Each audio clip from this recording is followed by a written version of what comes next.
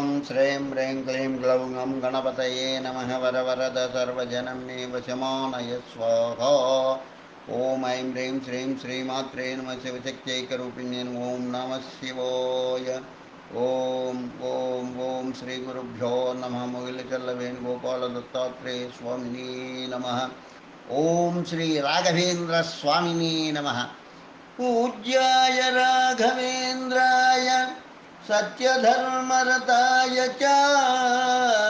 भजतां कल्पवृक्षाय नमतां कामधेनवे पूज्याय राघवेन्द्राय सत्यधर्मरताय च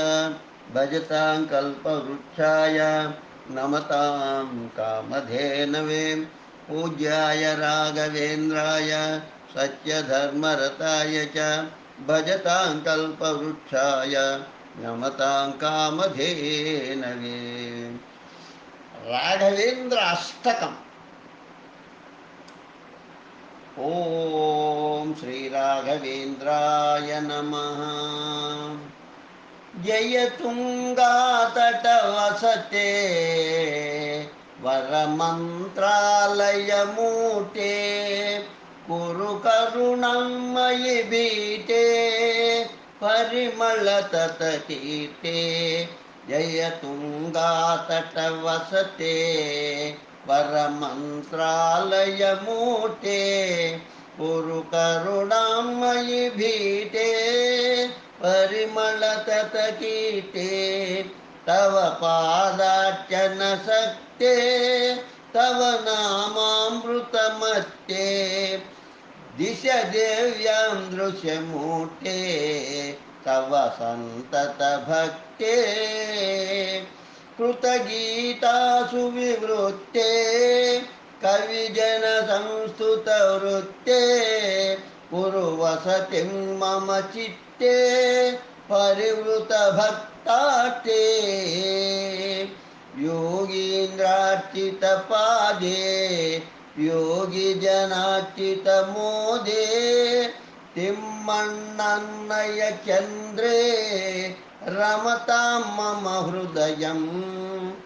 तप्तसुकञ्चनसदृशे दण्डकमण्डलहस्ते जपमालावरभूषे रमतां मम हृदयं श्रीरामार्चितचित्ते काषायाम्बरयुक्ते श्रीतुलसीमणिमाले रमतां मम हृदयं मज्जमुनीडिततत्त्वं मध्वमुनीडिततत्त्वं व्याख्यातं परिवारे ईडेहं सततं मे सङ्कटपरिहारं वैणिकवंशोत्तंसं वरविद्वन्मणिमान्यं वरदाने कल्पतरुं वन्दे गुरुराजं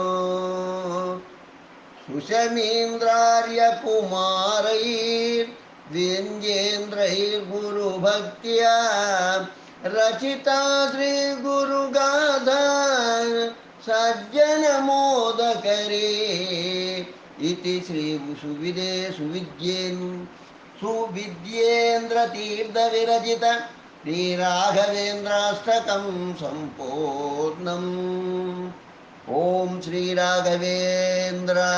नमः श्रीराघवेन्द्र कवचम् कवचं श्रीराघवेन्द्रस्य यतीन्द्रस्य महात्मनः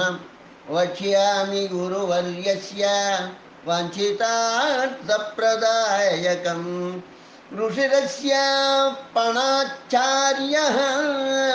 चन्दोनुष्टु प्रकीर्तितं देवता श्रीराघवेन्द्र गुरुरिष्टार्थसिद्धये अष्टोत्तरशतं जप्यो भक्तियुक्तेन चेतसा उद्यत्प्रद्योतनद्योता धर्मकूर्मासने स्थितं खद्योतनद्योत धर्मकूर्मासने स्थितं दृढकाषाय वसनं तुलसीहारवक्षसं रोद्दण्डविलसद्दण्डा कमण्डलविराजितम्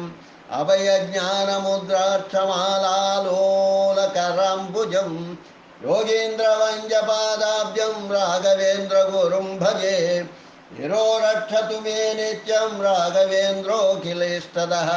पापाद्रिपाटने वज्रः केशान् रक्षतु मे सदा क्षमासुरगणाधीशो मुखं रक्षतु मे गुरुः हरिसेवालब्धसर्वसम्पत्पालं ममावतु देवस्वभावोऽवतु मे दृशौ तत्त्वप्रदर्शकः इष्टप्रदाने कल्पद्रुः श्रोत्रे श्रुत्यर्थबोधकः भव्यस्वरूपो मे नासां जिह्वां मे अवतु भव्यकृत्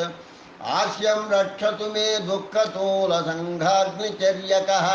सुखधैर्यादिसुगुणो भ्रुवौ मम सदावतु ओष्ठौ रक्षतु मे सर्वग्रहनिग्रहशक्तिमान् उपप्लवोधयेच्छेतुर्दन्तान् रक्षतु मे सदा निरस्तदोषा मे पातु कपोलौ सर्वपालकः निरवज्यमहावेशः कण्ठं मे वतु सर्वदा कर्णमूले तु प्रत्यर्जी मोकत्वाकरज्वाङ्मम बहुवजिजये पातु हस्तौ सत्तत्त्ववादकृत् करौ रक्षतु मे विद्वत्परिज्ञेयविशेषवान् वाग्वैखरी भव्यशेषजये वक्षस्थलं मम अतिसन्तानसम्पत्ति भक्तिज्ञानादिवृद्धिकृत् स्तनौ रक्षतु मे नित्यं शरीरावज्यहानिकृत् पुण्यवर्धनपादाब्जाभिषेकस्य रसञ्चयं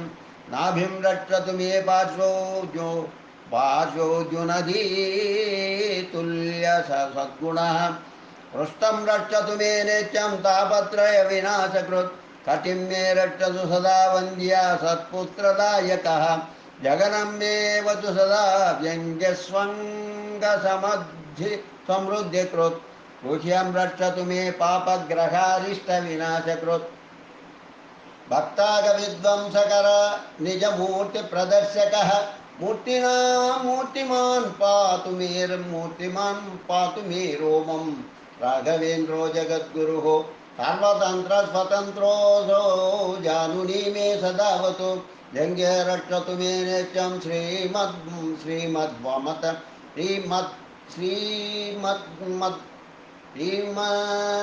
श्रीमद्वमतवर्धनः मध्वमतवर्धनः विजयेन्द्रकराब्जोत्थ सुधेन्द्रवरपुत्रकः गुल्भौ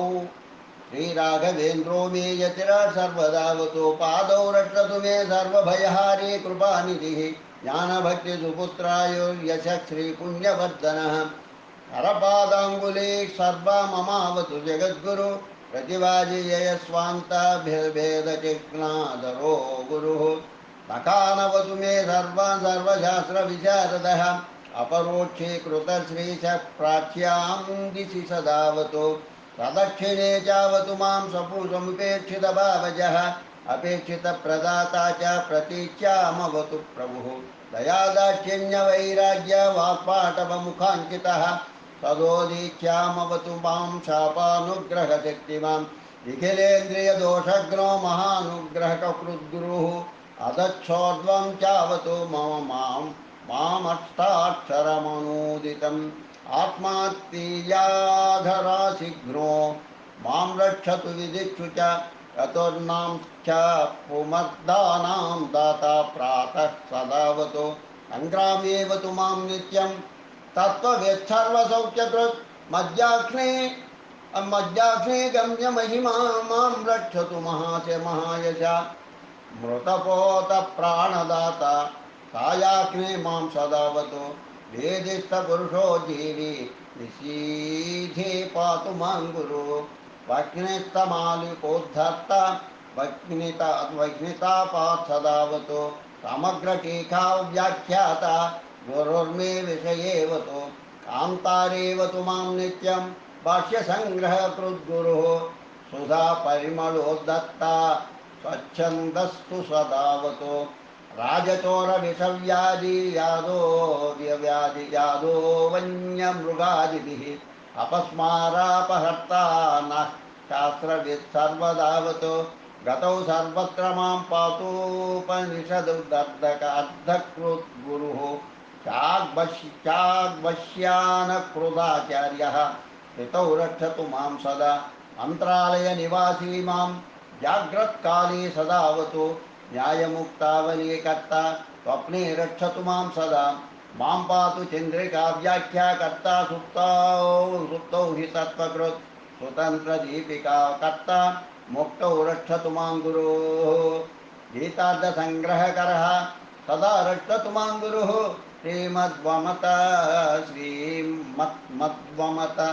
दुग्धाब्धिचन्द्रोऽवतु सदा नगः इति श्रीराघवेन्द्रस्य कवचं पापनाशनम् अर्वजालिहरं सद्यः पावनं पुण्यवर्धनम् ऐदं पठते नित्यं नियमेन समाहितः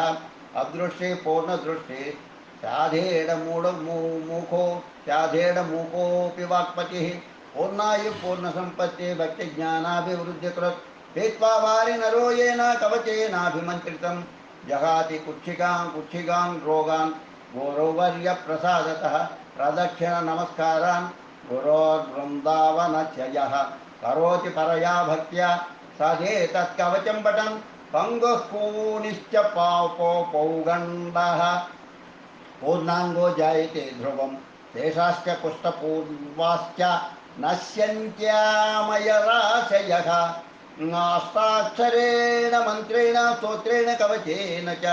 वृन्दावने सन्निहितमभिषिच्य यथाविधि यन्त्रे मन्त्राक्षराण्यष्टौ विलिख्यात्र प्रतिष्ठितं षोडशैरुपचारैश्च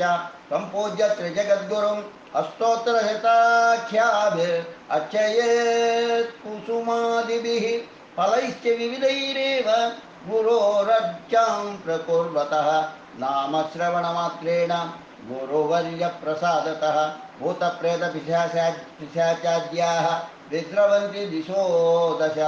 पठेदेतत्रिक्तं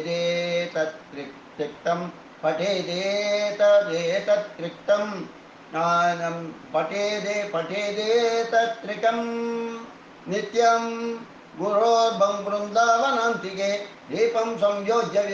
विद्यावान् सभासु विजयी भवेत् राजचोरमहाव्याघ्रसर्पनक्रादिपीडनात् कवचस्य प्रभावेण भयं तस्य न जायते सोमसूर्योपरागादिकाले वृन्दावनान्तिके कवचादित्रिकं पुण्यमर्पणाचार्यदर्शितं जपेज्यः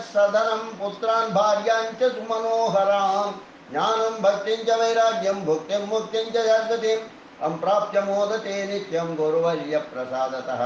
इति श्रीमदप्पणाचार्यविरचितं श्रीराघवेन्द्रकवचं सम्पूर्णम् पूज्याय राघवेन्द्राय सत्यधर्मरताय च भजतां कल्पवृक्षाय नमतां कामधेनवे पूज्याय राघवेन्द्राय सत्यधर्मरताय च भजतां कल्पवृक्षाय नमतां कामधेनवे पूज्याय राघवेन्द्राय सत्यधर्मरताय च भजतां कल्पवृक्षाय नमतां कामधेनवे ओम श्री राघवेन्द्र स्वामिने नमः। लोका समस्ता सुखिनो भवन्तु, लोका समस्ता सुखिनो भवन्तु, लोका समस्ता सुखिनो भवन्तु। ओम शांति शांति शांति स्वस्ति।